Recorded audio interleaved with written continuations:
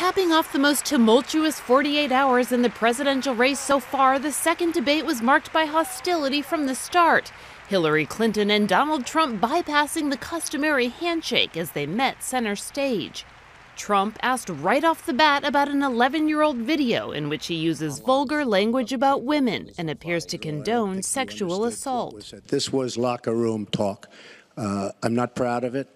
I apologize to my family. I apologize to the American people. Certainly I'm not proud of it, but this is locker room talk. He then immediately shifted focus to former President Bill Clinton. Look at Bill Clinton.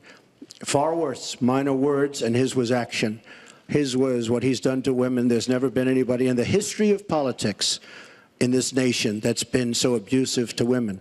Hillary Clinton attacked those same women and attacked them viciously. 4 of them here tonight. I think it's disgraceful, and I think she should be ashamed of herself, if you want to know the truth. Trump's statements echoing his brazen move shortly before the debate when he held a surprise press conference with women who have accused Bill Clinton of unwanted sexual advances.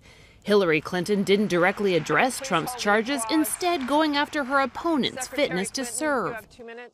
You know, with prior Republican nominees for president, I disagreed with them on politics, policies, principles, but I never questioned their fitness to serve. Donald Trump is different.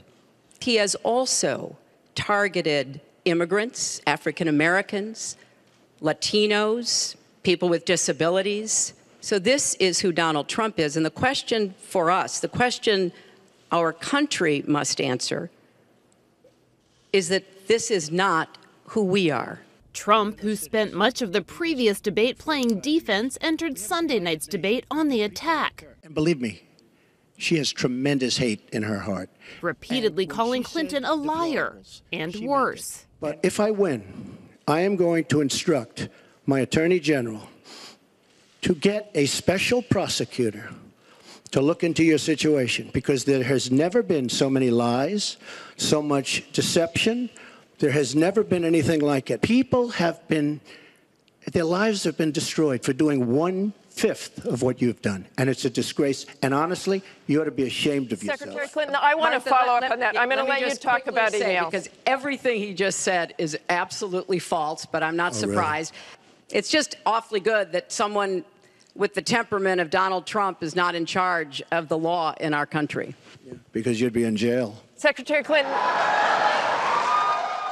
Following up on one of the biggest revelations of the last debate, Trump admitted for the first time that he has avoided paying federal income tax for potentially many years.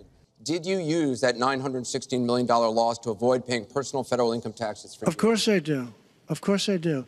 And so do all of her donors, or most of her donors. See, I understand the tax code better than anybody that's ever run for president. After 90 minutes of fire and insult, the candidates ended the debate with a tone of civility, asked to note one positive thing about their opponent.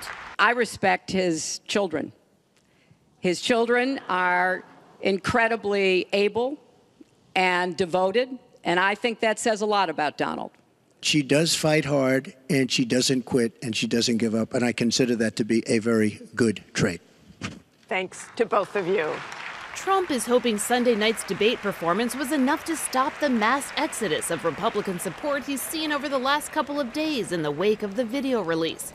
The candidates have one more scheduled debate next week before voters head to the polls in November. Kelly Daschle, Associated Press.